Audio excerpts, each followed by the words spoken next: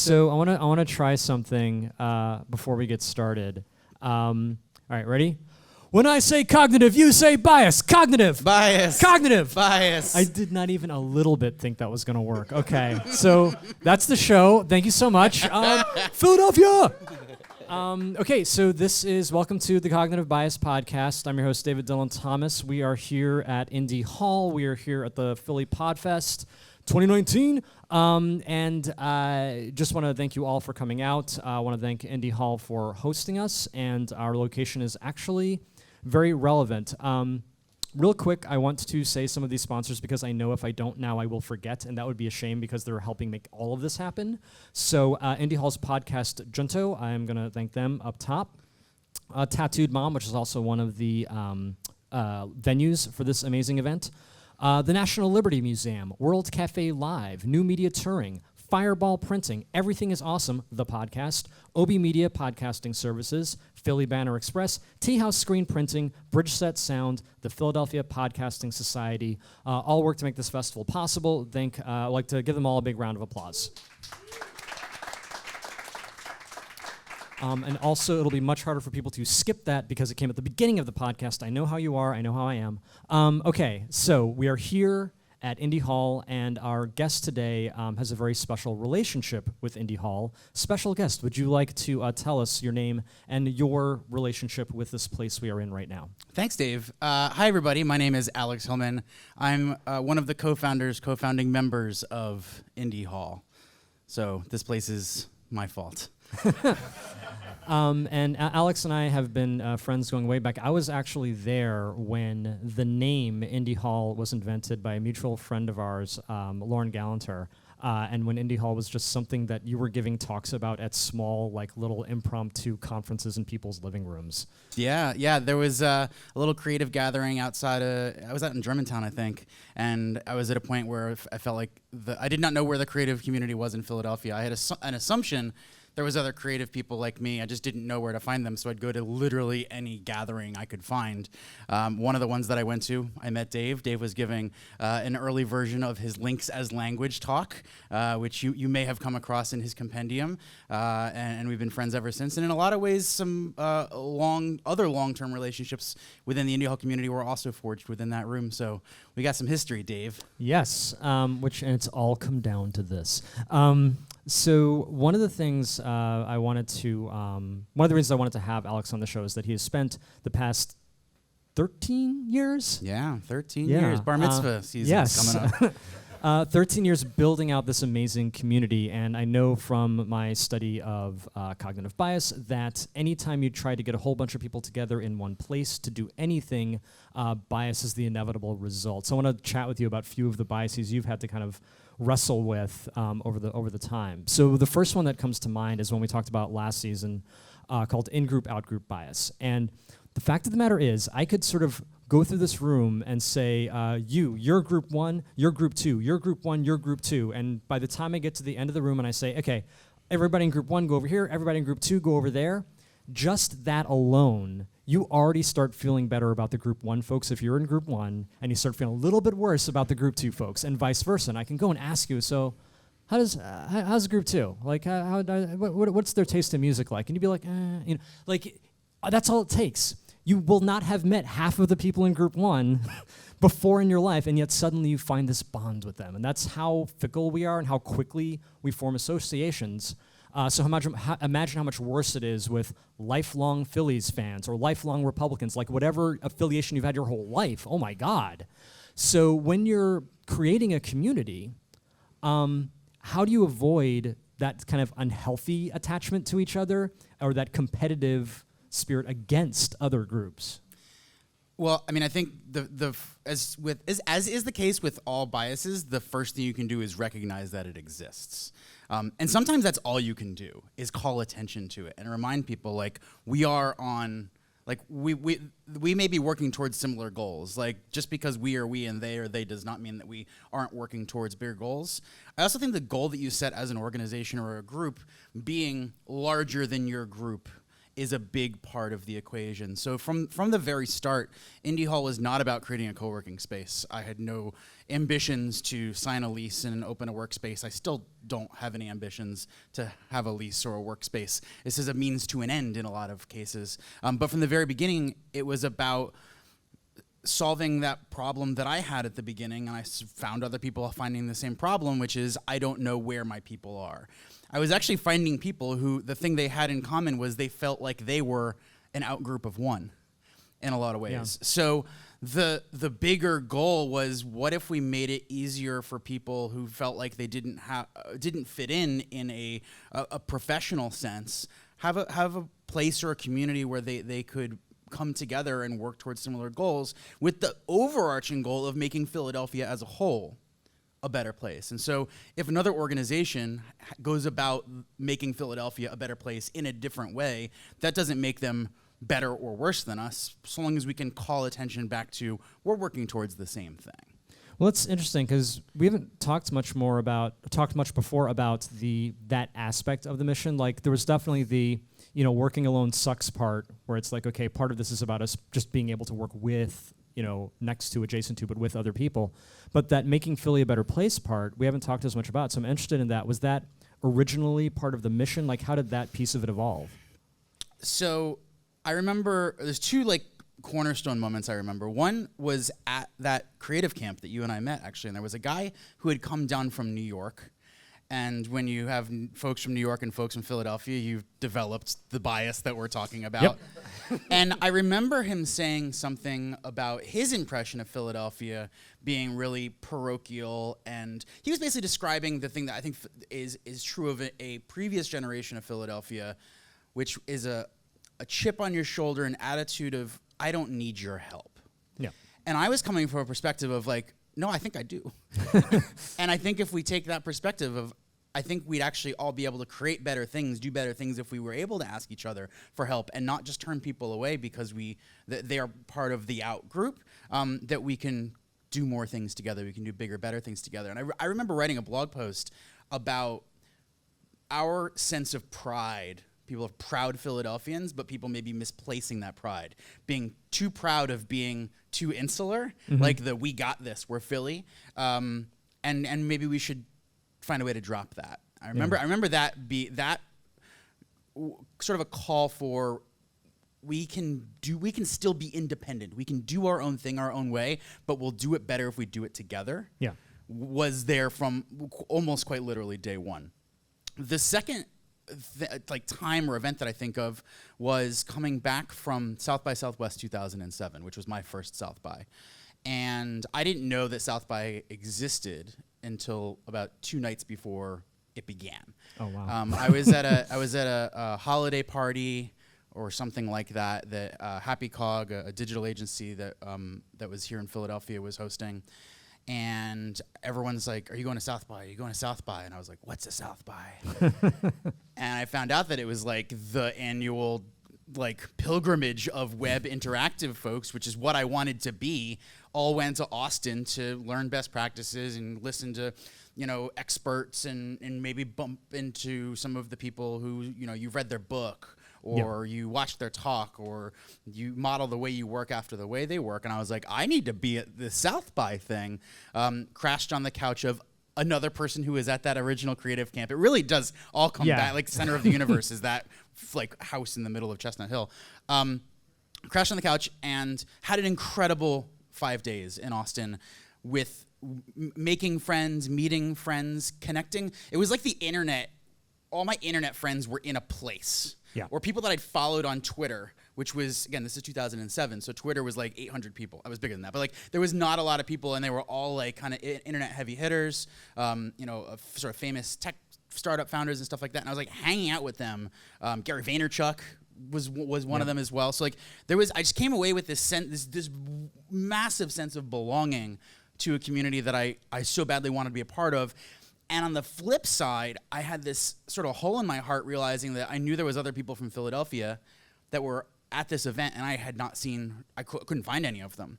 And I was like, where's the Philadelphia presence at what appears to be the most important event of our industry? Yeah. And when I came back from South by, I sat down with Jeff DeMasi, who's my co-founder, my business partner.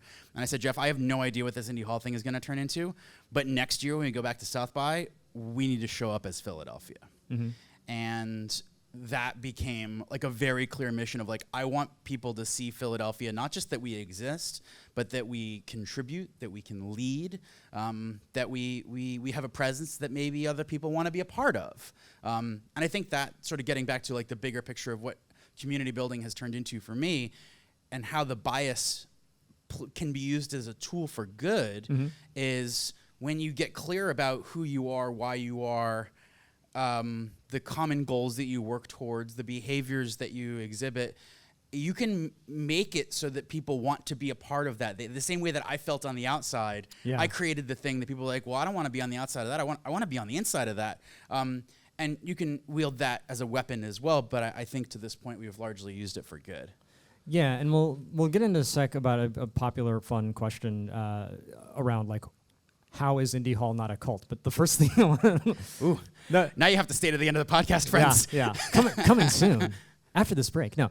I love podcasts where it's like after this break and there's really nothing there. It's like we play a little bit of music and it's like, okay, we're back. It's like, but why did you leave?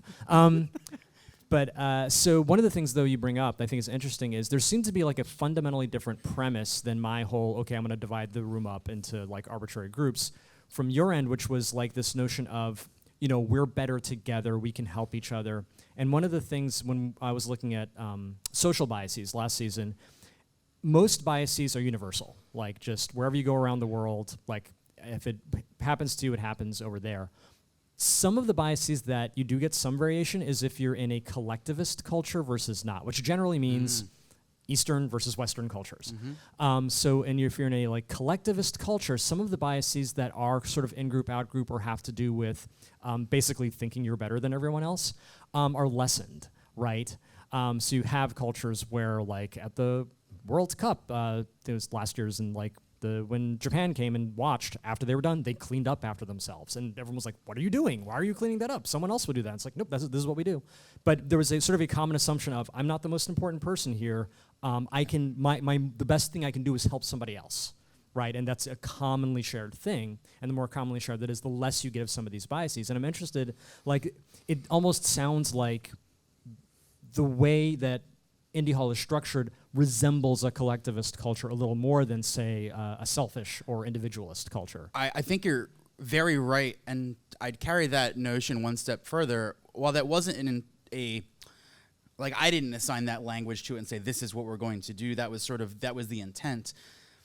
Now that I get to visit other places and see other people building co-working communities that are more and less like Indy Hall, the ones that look the most like Indy Hall tend to spring up in parts of the world that lean more collectivist. We've talked about this, right? Because one of your favorite co-working conferences in Asia, right? Yeah, the Co-working Asia conference is hands down my favorite, and not just because it's somewhere warm in February, although that helps. But culturally, like when I explain some of the really important dynamics of Indy Hall, which all really track back to one core philosophy, which is trust is a core component to success in business.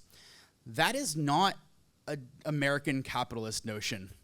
Like in America, business is like if the deal terms are good, like the knife can still be in, you can still be twisting, and I'll do the deal. But in parts of Asia, so one of the things that I learned when I was studying some of the things about co-working in Japan, and not specific to co-working, but there are consultancies who work with American companies who are building out their first Japanese office or doing business in Japan for the first time to help them navigate the social dance of earning trust. Because not only is it the upfront work that needs to be done, but also how it's managed through the relationship. And one of the things in that example is that if you bring a stranger into a networked relationship amongst business collaborators at the wrong time, and that person does not have trust established, like they don't get, the trust is not fungible. They don't get to borrow your trust just because they're part of your organization. They need to earn it too, and that blows up multi-billion-dollar deals. Wow. so this consultancy essentially sells themselves as an insurance policy of like, this is how we make sure you don't screw up the deal. And obviously you can't paint Asia as a single culture, but Asian cultures tend to lean business wise more in the Asia side of center is trust is priority. Right. In the American side of center, the leaning is the deal is the priority. Yeah. And when I work with American companies, whether they're co-working spaces or other organizations that are trying to learn how Indy Hall works, or how to recreate some of the elements of community and collaboration and sharing of knowledge and experience and expertise that generates real results, the stuff that I have to do a ton of rehabilitative work. Or I need to convince them of something. Whereas in Asia, often I'm just showing them a new way of doing something they're already quite good at. Right. Well, it's interesting to me because there's a way in which, traditional capitalism sort of leverages a lot of just very self-centered biases that we have, right? And so there's, like I said, sort of an American style of that. And what I'm curious about then is, like, how does... Because Indy Hall is not a nonprofit organization, And I'm a capitalist. yeah, like Love making money. Yeah, and it's funny because like I think for a while I'm like, and I know you. I thought it was a nonprofit. I'm like, oh no, it's a business, actually a very good business. I'm like, oh, so how given the potential like bad habits, let's say, of capitalism and the sort of fundamental sort of collectivist approach of a co-working space, like how do those two things marry well? So our model is one where our almost singular source of revenue is membership, which means I have pretty clearly aligned incentives to keep my community happy. It's not that I do whatever everybody wants or do anything anybody asks, but the best interest of the community is the best interest of the business. If the individual members are thriving and the group is thriving, the business is thriving. So I can almost not pay a lot of attention to the business once the business structure is bonded effectively to this alignment, and I can focus entirely on helping individuals succeed or helping groups succeed because I know that the payoff will follow. Right, and it is in your best interest, and this is. I become very interested in seeing how business models incentivize different kinds of behavior. So to get back to the cult thing, so you and I and Amy Hoy were hanging out. Yes. One day, and I think she had a list of like signs you're in a cult. It's like 101 signs you're in a cult. Yeah. And we were sort of like kind of checking off and be like, is Indy Hall a cult? Yeah. Like, so tell me a little bit about that and like how you kind of navigate that. So I'm fascinated by. This is exactly what you want to hear at the leader of a community say. I'm fascinated by cults. I am. Cults and religion are super interesting, and cults and religion and then a wide range of other communities have a lot in common. Cults have a few distinct elements to them, and I think that go back to things like in-group, out-group bias, where they're designed to make you believe that if you are in, everyone outside is bad. Yeah. And we definitely do not do that. If anything, if we hear, like, sometimes, I'd say the most common thing that we hear will be member loyalty, sometimes misplaced as playful aggression towards another co-working space or co-working operation, or even members of that space. And I'm like, we're all Philadelphia. Like, we're all in this together. Like, they don't take anything away from what we do, and we don't take anything away from what they do. Another thing that cults do is they make it difficult or impossible to leave. I either structurally or to make you believe that if you do very bad things will happen. Right. Looking at things like Scientology is a great example of, like, leaving Scientology is very difficult by design, and some of that is structural design, some of that is emotional design, some of that is literally like monetary and like or threat of things you would actually want to be afraid of. And you can leave Indy Hall anytime you want. Yeah. So, I think that when we started co-working, there weren't a lot of things to look to learn from in terms of other co-working spaces. So when I had to borrow from other things didn't include cults specifically, but I was interested in things like church planting. Really? As a I grew up in while not particularly religious, I grew up in a synagogue community, in the Jewish community. And I thought about the communities that I was a part of that made people that people really bonded to over time, and people feel safe, people feel trusted, people feel empowered. That's not a cult. People join and stay in cults because they're afraid of something, not because they're being empowered by something. Yeah. So I think the line between I think there are things that we do that definitely appear culty. I think language and jargon is probably one of the bigger ones. People hear Indy Hall members talking a certain way, and if depending on the environment, it can definitely sound a little weird. Or people just talking about how great the experience is, and I have to remind people, I'm like, these are not paid plants, and no, I haven't drugged them. But again, it comes back to people speak highly of Indy Hall because in a way, I read it as them speaking highly of themselves. People would not talk about our community the way they do if they had not been impacted by it in some positive way. Again, whether that's professionally, personally, or really anything in between those things. Yeah. And I feel like I should, full disclosure, I am in fact a Indy Hall member, although I don't show up that often. And I've heard that most of our members, so we have around 400 members on the roster right now in terms of actual paying members, much wider network of alumni and things like that. But in terms of people who pay even a small amount of money every month or in an annual prepayment, it's about 400 people. 60-ish% of them are on one of our memberships that include 1 day or less every month. People aren't joining because they need a place to work. They're joining because they want access to other people. They want to feel a pulse, a sense of safety, of if I want to know what's going on, that there's something that I can rely on, is a thing I've heard where people may even be members with maybe a full-time desk for a while, and then job changes or life changes, they move away, and they say, I'm so happy I keep my membership. I basically am never here, and I don't really chime in online, but knowing that it's there gives me a sense of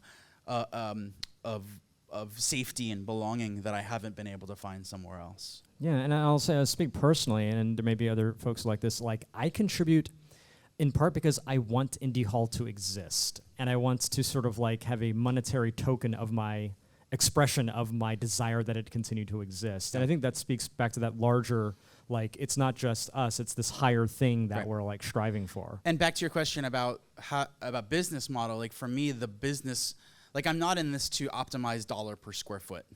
I think that's a pretty lousy business model to get into, and people who do, I tend to try and talk them out of it. What I'm optimizing for is that we have the resources to say yes. When a member wants to do something, that I can say, we can do that.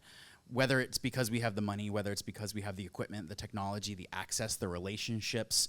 Like, I've made my job, my role at Indy Hall is to make it so that when somebody wants to do something, and that something is like measurably good for the world, even if that world is very small, that we're able to, even if all we do is say yes, and then they do all the work, that we are able to be an enabler, that somebody can say, oh, I now not only have the permission, but now I have the ability, the access, the tools, so that if something goes wrong, I've got help. If something goes right, I've got help. And people will celebrate and support me along the way. All I have to do is make myself known. Yeah. So speaking of the people who do use the physical space, one of the things you see a lot of in cognitive bias is how space can influence behavior. And so I was talking to Erica DeFrance in a previous episode, and we were talking about how even just if you go to a meeting and there's a briefcase in the room, people will act more competitive than if there's like a backpack in the room. Like just little things like that. So, it's a thing. Listen to the show, Alex. No. Dave, I listen to your show. Sorry. So I know that when we've had conversations about this, you've thought, and people here have thought very consciously about all of the spaces. I think this is Indy Hall's third space. This is the third location, and definitely has the most intentional design in it. Yeah. So tell me a little bit how you think about the design of the physical space when you're thinking about how people are going to behave in it. So one of the tools that we've built ourselves is making it easy for people to choose where they can be based on what they need. And that sounds kind of obvious. But the reality is if you think about work for the history of work has typically been one place, whether it was in the fields or in a factory or now an office building. You are at work when you are at your desk or in an office. And as work has changed and we do more things with our minds and with our other skills, if there's not a place I have to be, the question becomes, how do I choose where to be? At the same time, people are really bad at making choices, which is why biases exist. Oh, yeah. So if somebody comes to Indy Hall, a part of the reason is because they want to be around other people. They want opportunities to connect with other people. And it's not that I want to be talking to people all day long. I'm here to get work done. But being able to build connections and relationships in those interstitials throughout your day is kind of what we're designed for. So if you come to Indy Hall with the goal of meeting people, and it is very easy for you to sit by yourself or facing a wall or a window where you don't get to see the other people that you're sharing a room with, you won't get the thing that you want. Another example of that is when people form small teams. The difference between individuals and small teams. One of my favorite examples was we had a small media company, three women. They met at one of our barbecues. They joined Indy Hall. They were coming a couple times a month. And about 6 weeks in, they came to one of my teammates and they were like, can we talk to you? We love Indy Hall, but we feel like something's not clicking the way it did at the barbecue, and we're not sure if we're doing something wrong, or did we miss an expectation? And he pointed out, the three of you come in together, you sit together, you've got in-jokes together, you go to lunch together, you come back from lunch together, you sit together, you leave together. There's not a lot of room for other people in the room who you want to meet to interact with you as individuals, because it looks like you've already got other people to talk to. So between those two examples of people, their default, the easy thing, to sit with the people you already know and to sit in the quiet corner by yourself, those are two things that are easier to choose, but are also make it harder for you to get the experience that you came here for and that we know people get the most value from. So if you are ever visiting Indy Hall, you may notice sort of a checkerboard pattern of the clusters of desks in the space, two different colors, sort of a light and a dark colored desk. And they're mixed, and that's on purpose. And a lot of shared workspaces, you've got like the hot desk areas over here, and then the dedicated desks are over here, often for security. And we can come back to talking more about security if you like. And we say, nope, trust is paramount, so we've got that security thing taken care of, and it's more important for people to be mixed in together. So our dedicated desks and our flex desks are all mixed. And we've done it in such a way that if you're a full-time member, you aren't sitting next to the exact same people every day. And if you're here on a drop-in day or one of your membership days, the odds of you sitting by yourself go down. And even the odds of you sitting in a different flex desk than last time go up because maybe somebody got here before you did and sat in your usual spot. And so it's sort of designed to make it so that people are going to choose. If they're going to choose the path of least resistance, and we give them a path of least resistance that makes it hard for them to get the thing they came for, then we have to redesign the path of least resistance and introduce some resistance and make it kind of weird and complicated. And none of this is a secret, by the way. We tell people this as part of the tour. Like what other co-working spaces would consider part of the sales process of showing you how easy they're going to make your life. We actually kind of go the opposite direction. We're like, we do some weird, tricky shit. Are you in for that? And that becomes part of the buying because the people are like, that's no. I'm like, all right, well, then you're not going to get what we are good at. You're probably going to be unhappy, and you should probably go be another co-working space's problem. Whereas the value that we know we are focused on and the value that it's a tough thing to measure, but like, for me, the value of an Indy Hall membership is the aggregate connections and relationships of the community. And anytime there's a missed opportunity or a blocked segment of the network, the aggregate value goes down. Right? So somebody sitting by themselves is not a bad thing, but a person who's disconnected is a decrease in value for every other member who's paying to be a part of that network. So there is that's how I sort of start bringing it into almost like the fuzzy woo-woo part of community. I can actually take it back to more of an architectural numbers structure and say, like, if you are here, there's lots of reasons to be here, but the reason that there's lots of reasons to come, but there's only a few reasons that people consistently stay. Right. And at the top of that list is deep bonds of trust, feeling supported, being supported, being able to offer support, and grow as an individual in whatever ways it is that you're looking to grow. Yeah, and on the subject of trust, so you're going to talk about security a little bit. I remember a really impactful story I heard from the early days of Indy Hall where there was theft and there was discussion, what do we do? Do we install cameras?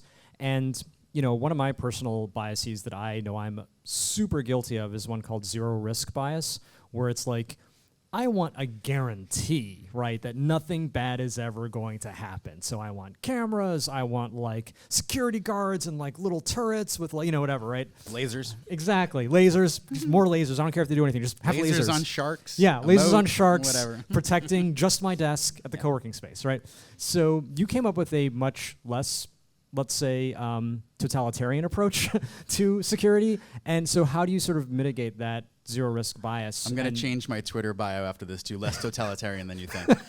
That is awesome. Yeah. So yeah, and this is actually, and it was the decision was also rooted in a version of in-group out-group bias as well. So early days of Indy Hall, you could join as a full-time member. Full-time members were the only ones who could get keys. We didn't really care how often they were there because they had unlimited time anyway. So you could join for a few $100 a month, and on day one, you got a key, a physical key to the front door to a building full of a bunch of people's typically pretty valuable electronics. And in hindsight, that's a little crazy. But it also worked for a while. So I'm the opposite of you in terms of zero risk. I'm like, what's the worst that could happen? So it was a good almost 3 years before something happened, which in the grand scheme of things and the thousands of people that had been through our doors at that point for events and things, like the fact that nothing went wrong is luck, pure luck, which means something bad will eventually happen, and it did. And what was especially challenging about the theft that happened, it was a bunch of small electronics from around the space went missing. It was very clear who it ended up being. It was a relatively recent new full-time member. This was like a caught red-handed kind of situation. And so addressing it was clear in terms of, we're like, you can return the things and we won't press charges, which is exactly what happened, and never come back. But the real damage done wasn't the stuff, it was the trust of every member that had up until that point believed that my stuff is safe. Yeah. And now it's the opposite of like every new member is the potential next thief. And when our goal is to build a network of trust, that is a disadvantage to be working from. So the next move you make is super important. And we talked a lot about this, my partner and I and some of the founding members of the community as well. And like, the instinct is I want to put up cameras and lasers in a shark mode or whatever it is. But I also know that sends a signal of no one is trusted or to be trusted, and that undermines everything we're about. So how do we solve this problem in a way that reminds and reinforces the importance of trust, and that trust doesn't come from one place? It's also a network effect. And so what we came up with was you now had to wait 30 days to get a key, which just is sane, I believe. And then at that 30-day point, you had to get signatures from 3 other keyholding members that say they've gotten to know you and they trust you to be a fellow keyholder. And receiving a key becomes a cultural initiation in a way, and it sends a very strong message that it's not that the staff trusts you with a key, it's that your peers trust you with a key. And the message that we send to this entire thing is like, the way this place stays safe is when we all look out for each other. Yeah. So we could call it the neighborhood watch model for co-working space security. A number of, not many, but a number of co-working spaces have adopted it, and they've all had extremely positive results, because it's not just that the space is then safe. It's you get all these secondary benefits of a sense of ownership and belonging that come from getting a key. Yeah, which seems very transactional. And one story that comes to mind was this is after all that event, and keyholder process was now standard operating procedure for us. And we had a member who was not particularly like super involved in the community, super nice guy. He was a full-time member, but being full-time here doesn't necessarily mean that you're the most involved community member. It just means you have a desk that you're at every day. And I happened to be flying to or from a conference. There was a terrible storm coming through Philadelphia, so it must have been summertime.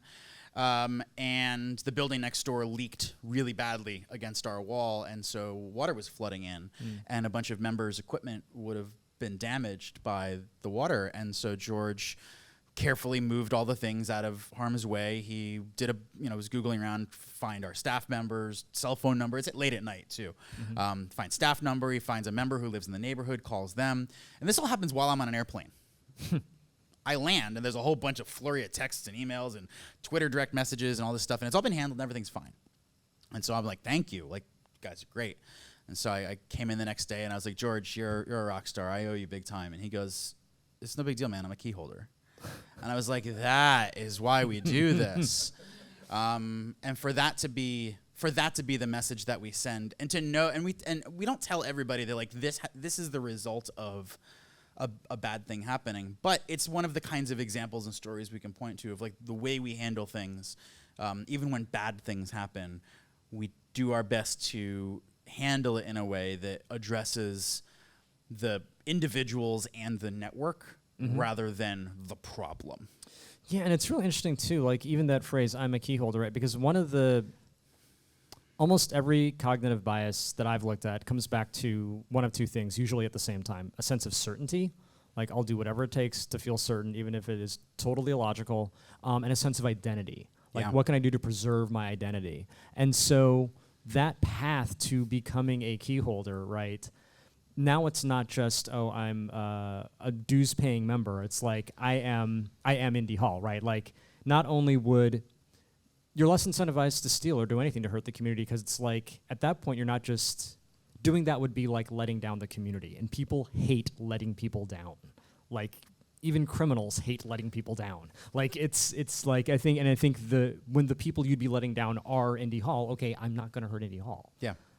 One of the things I want to talk about, and then we'll actually invite some audience questions. So if you have questions, start thinking about them. Make them cool. No, just have questions. We've also had lots of conversations about entrepreneurialism. And one of the biases that I've encountered is called survivorship bias. And it's very much this notion where you kind of look at the things that worked, right? And sort of like assume everything's like that and don't look at the 50 other things that tried the exact same stuff and failed. You kind of discount that. And you see this very much in investment. You see this very, very, very much in the world of entrepreneurialism. And there's this phrase you came up with called entreporn, which I think beautifully captures basically glorifying the 10X, right? Glorifying when someone makes a big sale and glorifying how much money they made, not really caring too much what's the product, who cares, but look how much money they made, right? And so, and not necessarily noticing that for that person, there are about, even from that investor, right, in that person, there are 10 other things he invested in that month that went nowhere and have no money now, but he doesn't care because he only needs one of them to actually hit. So in any case, I kind of want to like give you a chance to talk a little bit about like the survivorship bias and kind of how you try to think about entrepreneurialism in a more healthy way, maybe. Yeah, well, and we'll start with entreporn. It's a term coined by my other business partner, Amy Hoy, who you mentioned before. And I actually just recently rewatching an interview that we did with Jonathan Fields, who had a really amazing video show and podcast a while ago, and he brought up entreporn like right out of the gate, and Amy's description of it I had forgotten, but it was so great. She goes, if you think about what porn is outside of the context of sex, it is a tool to manipulate your emotions. And all of these things, survivorship bias is using the limited outcomes that show what you want and ignoring the others to manipulate your own emotions to believe something that you want to believe, even if you know intellectually it's not true. And so I think that thinking about it as a tool, if survivorship bias and many biases are a tool for managing and manipulating emotions, back to your original question is like, what is a healthier way? I think is when it comes to business, separating your emotions from the decisions that you make, and looking at what you where you actually are, like being honest about where you are and where you want to go is part of the equation. But I think all these entrepornographical examples show the 100th step and not the 99 that came before it. And what we focus on, and what I tend to focus on, is like, cool, you want to go that direction? We're focused on step 1, maybe step 2. Yeah. And what that allows us to do is focus on the reality of today and what can you change about the situation today with the assets and resources that you already have to move you incrementally one step closer to wherever it is that you're trying to go. That's true of starting a business. It's true of making changes in your career. It's true of starting creative projects, or we dream up these big ideas. I think entrepreneurship is so deeply tied to big ideas, and that's a cultural phenomenon.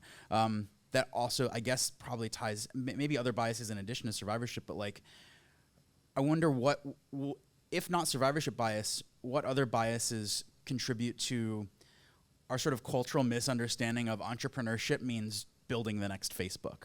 Like the only companies that are successful are huge, or venture funded, versus like, starting a business that serves your neighborhood, or starting a business that serves your community, that can be profitable, that can give you the life that you want to live, and maybe someday could grow into something much bigger. But the idea that it needs to be bigger, I think, is the result of the media putting a certain kind of success forward so often. Yeah. And then our bias towards that's the way it must be done, that's what success must look like, means we optimize all of our decisions, all of our expectations, and also how we feel about our own failures, missteps, and inaction. Right? So I think a lot of times the thing that causes people to fail isn't that they did the wrong things, they did nothing at all. Right? So like, and back to those, like, what's step 1 or 2, a big part of what Amy and I work on, and a big part of like why I think Indy Hall has helped so many people, is it just gets people to take the first step. Take like that, which first step it is almost doesn't matter. Right. So long as you're getting in motion in the general direction you want to go. It's more about building momentum over time than about singular opportunity to launch your idea, your project, your venture to the world to be received one way or the other the first time. Yeah, and I think, going back to your question about like what are the biases kind of driving that vision of what success is, and that's just good old-fashioned pattern recognition, right? If like when you think startup, or when you think tech company, or when you think like Facebook, like all these big giant things, we're even the phrase unicorn now, which I hate, right? So you're seeing Uber make its launch, and all these things basically give you this narrow definition of success, and this is what, and it's a self-repeating, like, this is what we're going to glorify, so this is what you're going to think success is, so this is what we're going to glorify. And it would be really cool, right? And I challenge anyone here, or anyone listening to this, to sort of make this a thing, is to start to glorify the smaller steps, right? Yeah. This is me applying for my first business loan, or this is me just sitting down and trying to come up with an idea. Like, whatever that first step is, start to glorify those things. And it's almost, to your point, it almost doesn't matter what the step is, just that it's a first step. Yeah. If we start glorifying first steps, I guarantee you, it's like our little lizard brains will start thinking, oh, you made a first step. That's a huge win. That's awesome. I want to do a first step, right? That's just how we are. There's something very infectious. And again, tying it back to Indy Hall, one of the values of being a part of this community is that sense of shared momentum. So it's very hard to walk into a room full of people who are doing things, even if you don't know what those things are or really who those people are. But you can get a sense that there's momentum. Like it feels weird to talk about it as an energy, but I think it absolutely is. The difference between you can walk into a place of business and you're like, no one wants to be here. And this is a rare room in the world where everyone is here because they chose to be here. And that energy is different. They're here because they chose to be here in general and on that day, in that moment. And it's because they're working on something they think is important. And there's something about that energy that if you walk in feeling kind of bummed out that day, or kind of unmotivated, or kind of unsure about yourself or whatever you're working on, you're not going to be able to hold on to that feeling for very long if you allow yourself to make contact with those other people. If you're in the room, I think you get a bit of a contact high. If you make contact, you sit down and you have a conversation with an old friend you haven't seen in a while, or you sit down at lunch and you jump into a conversation that's got nothing to do with anything you're working on, and you realize, oh right, there's other people here that are working on stuff that's important to them. They're smart, they're creative, they're weird too. Yeah. Like, I'm cool. And you go walk away from that lunch meeting with a bit of confidence and the energy to jump back into whatever you're doing. And it's a tough thing to talk about because it sounds kind of crazy until you've experienced it, and then you're like, why doesn't everybody have access to this? Well, it's kind of what South by would do in microcosm. Like, that was the thing. Like, the energy you would get coming out of that and going back into the world. It's like, or bar camp. Like, the energy you get coming out of bar camp, and like, I guarantee you that Monday morning at work was way better than most of the Monday mornings at work for the rest of the year because you had that extra infection. Yep. So I want to make sure we have some time. Does anyone have any questions? In the back there. Marty, you want to come up? Yeah, sure. Come and grab a microphone. This is being recorded for the internet. You know that, right? Yeah, I'm aware. Cool. My voice has been on the internet numerous times today. Also, I'm going to be the asshole that's like, I don't have a question, more of a comment. Because I wanted you to know I nearly jumped out of my chair earlier. Because less than 8 hours ago, an Indy Hall member talked about our delightful little signs around here that talk about very positive things. At the end of every note, there's a little thing that says, "You're great," or "You're fantastic," and somebody, I retweeted it, and an account I've never interacted with replies to me saying, "That place seems a little cultish, in my opinion." And I realized a couple of things. Number one, I got instantly defensive. And number two, and Dave can probably tell me where the bias, the mental bias comes in here. I realized that as soon as somebody calls something that you're involved in a cult, there is nothing you can do or say to make it sound less like a cult. Yeah. Because there's no way that I could have been like, no, it's really cool. Come check it out and hang out with us without sounding like I'm inviting you to join my cult. Right. So as soon as you said that, it's working. I nearly jumped out of my chair. Dave, can you explain to me why why I got so defensive about this to a complete stranger who lives in Los Angeles that I will never interact with? And number two, why why I can't say this isn't a cult without making it sound like more of a cult? Yeah, and so the first part. So they did an experiment where they put people in an fMRI machine, which, to greatly oversimplify, basically shows where the blood is flowing in your brain. It's like, this is the part of your brain that lights up when this happens, right? So they did it, and they basically attacked their political beliefs, right? They said something bad about a political candidate or person that they knew the person liked. And the part of the brain that lit up when they did that was the part having to do with identity. Right. So if you are a Colts fan, if you are a Trump supporter, if you are a Hillary supporter, if you're a Bernie bro, that is not just a preference. That is who you are. Right. If I attack Trump to a Trump supporter, I'm not attacking Trump. I'm attacking them. All right. That is a personal attack. And when you are attacked personally, yeah, your blood goes up. Your adrenaline starts pumping. Right. Like, you are actually under attack. I might as well just come at you with a knife. It's the same physiological reaction. So if you are, basically all that tells you is that you align part of your identity now to Indy Hall in some way. So yeah, it's working. That makes it sound so much more cultish. I know. So I have two thoughts. One is we should send this episode to that guy and see what he says. Oh, I'm going to. Two, because I have been asked the question, usually not from a place of attack, but of a place of genuine curiosity. And one of the ways I've responded is I ask people, well, tell me about the communities you're a part of. Because odds are, was one of two things. Either they're cold in their heart and they haven't been a part of a community where they felt trusted and supported and things like that. But most people can think of one. They may not be a part of it anymore, but is there a community where you ever felt like you really felt a strong sense of belonging? Most people say yes. I ask them to describe it, and by the end of them describing it, they're like, okay, I get it now, without me having to say anything about Indy Hall. So I think that affirms exactly what you're saying, is getting people to articulate their identity in the way that you were, or the sign was, or whatever it was, has been moderately effective in disarming people. But also, I don't really care that much.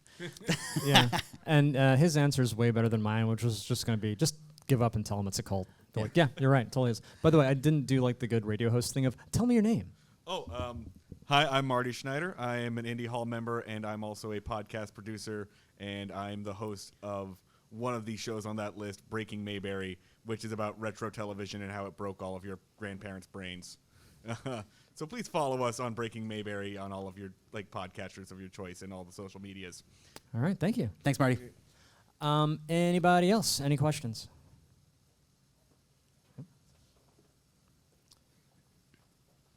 All right. Hi. Tell us your name. Oh, hi. I'm Sabina. Hey. I'm not an Indy Hall member, but did come for one open hall first Friday, so that was very fun. Yeah. I have been here at countless events since then, and my question is about the events, because it seems like there's a certain type of event that either you are willing and excited to bring into the space, and or those organizers are compelled by something about Indy Hall. So can you tell me sort of about you obviously can't host everything. Yep. So what do you choose to host, and how does that whole events thing work? I think the energy thing is maybe part of it, which is why I thought of it when you were talking about that. Well, and before I answer, I'm curious if you'd be willing to share any elements of that perception, or qualities of the events. What stands out to you about the events that it appears we're choosing intentionally? Well, I'll tell you that we are, and then I'll say what it is. But I'm curious. I'm always curious what people who I haven't influenced in any way see and believe and understand on their own terms. Careful that you haven't influeed me in any way, because who knows? Yeah, so a couple come to mind, right? Like Finish Up Weekend comes to mind. Yeah. And I think that is an energy thing. When you were talking about somebody comes into the space and they don't feel motivated, and presumably they leave Finish Up Weekend feeling much more motivated than when they walked in. And then, was here earlier this week at the Collective Strength event spinoff of the Strong Feelings podcast that's also in Philly. To me, that's also sort of a empowerment, and there's a little bit of an underrepresented sort of aspect there that I think is concurrent across a couple other events that are hosted.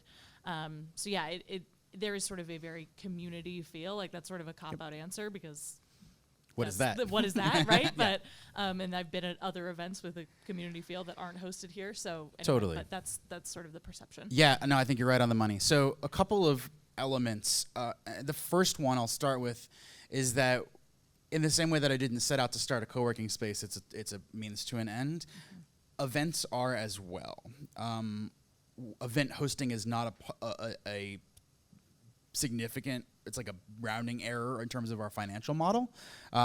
Again, we're not motivated to have butts in seats every night of the week in this room. If it made us money, we would be, but we're not, so we can choose more intentionally about events that create a different experience. Most of the events that we've hosted throughout our history have been events that members created or ran or co-hosted. That answers a bunch of questions in one. There's a self-selection to the people that are here. They're saying, hey, it'd be really cool if this happened. Also, the sense of ownership. It's not, we're an event using Indy Hall's space. It's like inviting people over to your own house. And when we communicate with event organizers, that's kind of the message we send. It's like, we don't rent space. You cannot rent space from Indy Hall. We can do things together. And the things that work best are when our community, members of our community, feel a sense of ownership. Maybe not the entire, at this point, we're too big for everyone. When I say the community, I'm never referring to everyone. That's impossible. But some subset of our community will feel a sense of ownership of this, want to contribute, want to participate at the bare minimum, they'll want to actually come to the event. They maybe want to co-host. And so, again, that's sort of supplanted by the fact that most of the events are actually somebody's a member first, and they're like, I want to do this. Can I do this at Indy Hall? The answer is yes, and here's how. For events that don't fall into that category are one of two things. They're collaborations with groups that we feel a strong sense of alignment with in some way, where there's a doing element to it. So like Code for Philly is one of the examples that comes to mind for me. That ties back to that Making Philadelphia Better thing I was talking about before. Like Code for Philly and Indy Hall have a history of like running very close parallel tracks, occasionally overlapping and then parting ways again. And so the fact that for the last year or so we've had a more bonded relationship. Even within that, when I sat down with the leaders of that group, we talked about which of their events made more sense at Indy Hall. Most, like this arrangement that we're in today where, you know, there's somebody at the front of the room talking at an audience is actually pretty rare. We lean more towards things that are kind of workshop or conversation or roundtable oriented, because that's where the bonds and relationships are built. Whereas many networking events and meetups are, you know, 15 minutes of networking before and after a couple of people in front of the room talking at you for an hour. So it's not that those are bad, but in terms of a community building mechanism, I think that they are measurably lesser than other options. The last one is also, I can part in our DNA is like, what's something that I don't think anyone else in the world would say yes to? Like, is this weird, kind of a lark, maybe risky, but not in a way that it would hurt anybody? Like, can I be the one who says yes to this? And a little bit of that is my own ego, without a doubt. But I love being able to be the launching point for something that somebody else believes in, and they're not sure if anybody else would say yes. And so if I'm looking at it and going, I also don't know if anybody else would say yes, I will make it a priority to find a way to say yes. And I think things like Finish Up Weekend fall into that category in particular. Just for those who don't know, can you tell people what Finish Up Weekend is? Yeah, so Finish Up Weekend came from a member of ours, Nicole Forrester. We were out for drinks after probably another event. And she's like, I've always wanted to do an event that kind of captures, so you go to a conference and you got all these ideas and energy, you want to go do a thing, and then you never do the thing because you come back from the conference and you have the real world. What if you could create a thing that was just the after effect of a conference?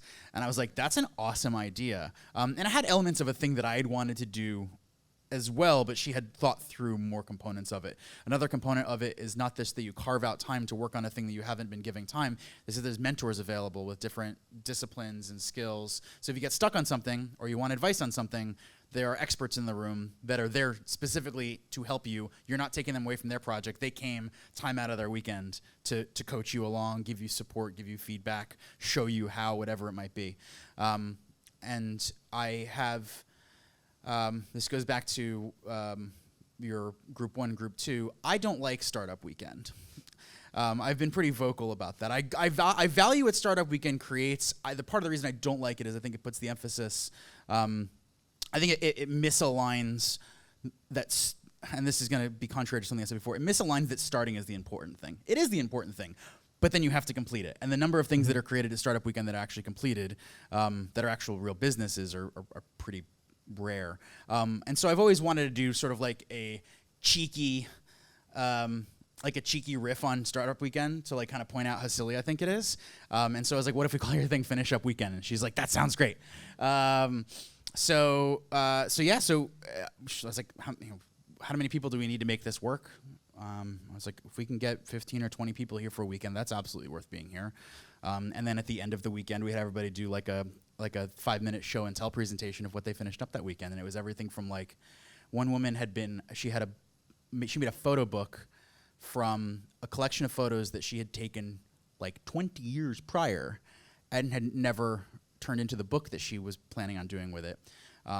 That trip that she had gone on for these photos had been funded by a relative, I think an aunt, who was not doing so well. And so she actually used this weekend to finish a project she'd put off for 20 years so she could finish the book and send a copy to her aunt. And I was like, oh God, my heart. And then sometimes it's like I finished the bio page on my website that I've been putting off for 18 months, or I spent an afternoon learning, a new design tool so I could create a mock-up that I need for whatever it is. Like it's a skill, talent, and project type agnostic. The only thing kind of constraint we put on it is the weekend, and so it needs to be finished in a weekend. So if you apply and you're like, I want to build a whole company. I'm like, well, you won't be able to build a whole company in a weekend. So why don't you pick one thing that you can say, I'm going to finish this weekend so we can help you actually finish it. Sweet. Thank you. Thanks. Does anyone else have a question? Oh, hey, please, come on up.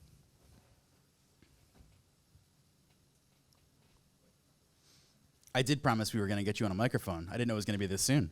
Oh, yeah. Sorry. I didn't have to tap out with anyone. Oh, yeah. You know, I feel left That was the out. last I feel podcast. left No, out. yeah, that wasn't this. That's not So, this podcast. I'm Jen Hensel. I'm an Indy Hall member, and I am not from the tech world. So my question kind of relates to that, because I think that is a little bit unique to Indy Hall. Is there anything that you've used consciously or maybe subconsciously that you've later realized, be it that working with biases, maybe manipulating or cultivating them to try and create an environment that is not so myopic, so singular, you know? And as a non-tech person, there are a few times that I've been kind of like out of the joke. But what's unique to Indy Hall is somebody will notice and be like, hey, come over here, I'll explain it. Right.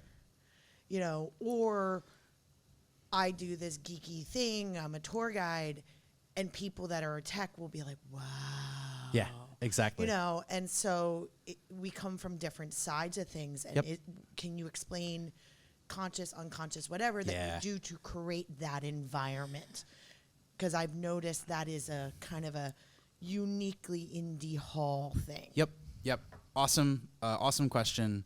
And you actually kind of touched on a big part of it in your explanation of the experience, which is we put a lot more emphasis on having people introduce themselves as more things of themselves than the thing they do for money.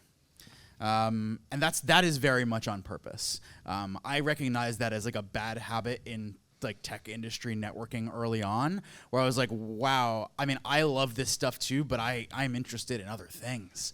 And so introducing yourself as what you do instead of who you are was a default that I kind of wanted to subvert. And so when folks join Indy Hall, when we're in conversations, even when somebody's coming for a tour, we basically never ask somebody what they do. We ask them things that give us ideas and elements of their identity, why they chose to be at Indy Hall on that very specific day.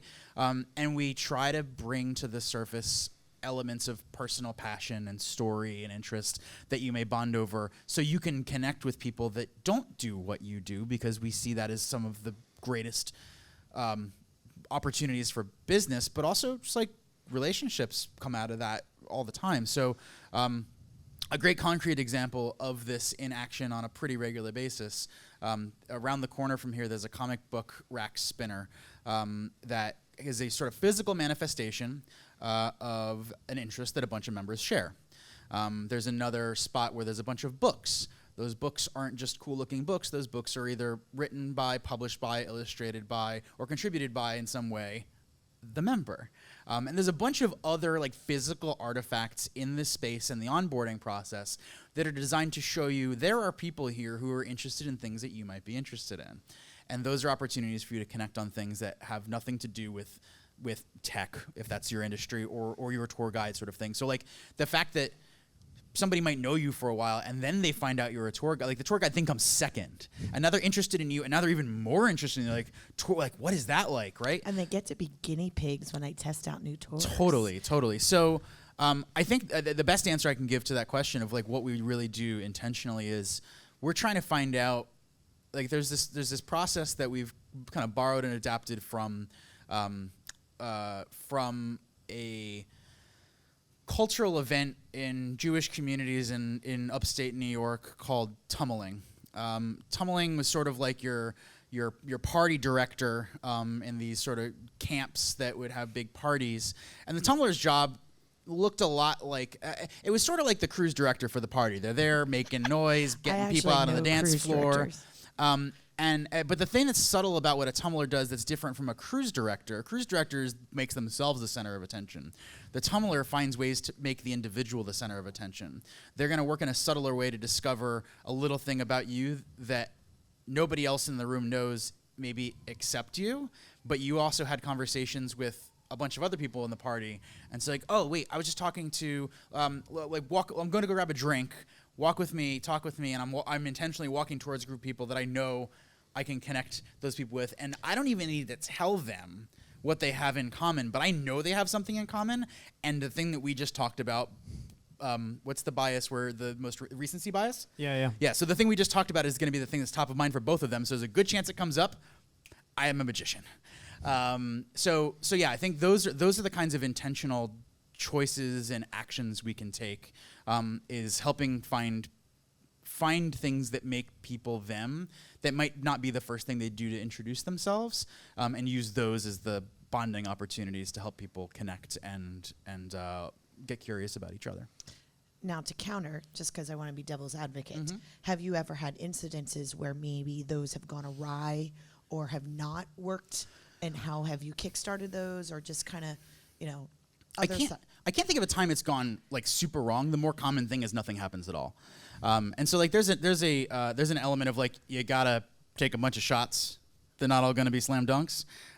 Sometimes people pick up what you're putting down, other times not. And sometimes like just the serendipity, gods aren't smiling on you in that moment. Don't give up. I'd say the hardest thing is like sometimes people are more guarded, and so like they would never tell you, and you would never know to ask about the thing that will light them up. I can think of an example where it was like a really offhanded conversation about like moral philosophy came up in a chat room one day, and the person who was most excited about it is a person who I've been trying to figure out like what their thing was for like 4 years. And I was like, never would have guessed that in a million years. Now I'm super excited about it. Now I need to like watch for an opportunity to do something with it. You need a name tag day. Name tag day is not a bad thing, but yeah. So it's not that something goes wrong. It's the more common thing, and I think this is true of any of these kind of more soft touch design efforts. Is like it's not about making things happen. It's about noticing things that would allow things to happen, and then getting out of the way. That's more the design pattern that we work from. Cool. Thank you very much. Yeah, and riffing off of that, I think one of the biases you're kind of taking advantage of. Chill, it's cool. Oh. One of the advantages one of the biases you're kind of taking advantage of there is called the framing effect, right? Because getting back to that whole notion of you don't want the first question to be, what do you do for a living? Like I've been wrestling with that a lot. A friend of mine was talking about how apparently in a lot of countries, that's a lot of countries find it weird that in America, that's a typical first question. Yep. It's kind of weird and a little gross to them that that's the first thing we want to know about you is really one way or another of how much money do you make? Right? How much should I pay attention to you right now? Right? And it frames, like if that's the opening question, it frames that conversation like a networking conversation, which I think many of us have had enough of. Whereas something else, right? And what I've been like trying to cultivate is like, what's a different question I could ask? Like literally someone in this room, I'm looking at you right now. You may not have noticed this. So I met someone here for the first time, and I was struggling to not ask him, what do you do for a living? I was trying to think, what's a more interesting question? And so where I landed was, so what have you been up to lately? Like, that's why I asked that. It's because I wanted something more. And that then allows the other person, if they want to talk about their job, great. If they want to talk about how they love to ride a bicycle, great. Like, whatever it is, they can choose what the most interesting thing about them is versus me framing it as the most important thing for me to know about you because it's the first thing I'm asking is what do you do for a living, right? And so framing things in terms of not just your job means that, okay, now we can have like this curiosity, and that's kind of where I want to land because we probably have to finish soon, is curiosity. Because the other thing I noticed, in the story you were telling was the response to what you did wasn't defensiveness or disinterest, it was curiosity. And I feel like that's one of the things that's kind of been cultivated here, and perhaps at this point just self-selected for, is it is populated by people who are curious. And so if I go back to that thing before, Marty, you were talking about of like, you hear the attack and you get defensive, right? Marche Guerre gave an amazing talk at Confab this year, and I highly recommend you look it up. It's called Centering the Margins. Just Google Marche Guerre Confab. It'll show up. And one of the things she was talking about is inclusiveness in tech and inclusiveness in content. And she was saying the conversations you're going to have to make that happen can be very awkward, right? If you're like white male owner of a company who's putting out marketing materials that are supposed to appeal to African Americans and no African Americans contributed to the creating of that content, you are eventually going to have a problem. The conversations you are going to have to fix that could be very awkward. And what she was saying was instead of getting defensive, choose curiosity, right? That is a much better place to move from. And so I feel like what's happening here more often than not is curiosity as opposed to defensiveness. So that will be what I leave you with is go be more curious than you are defensive. So I would like to thank everybody for coming out tonight. I would like to thank my guest, Alex Hillman. I'd like to give a shout out to Lou Hochman, who's been filming all of this. Let's give him a round. And thanks to the Philly Podcast Festival for the Cognitive Bias Podcast. I'm your host, David Dillon Thomas. We will see you next time. Thanks. Nice. Thanks, everybody.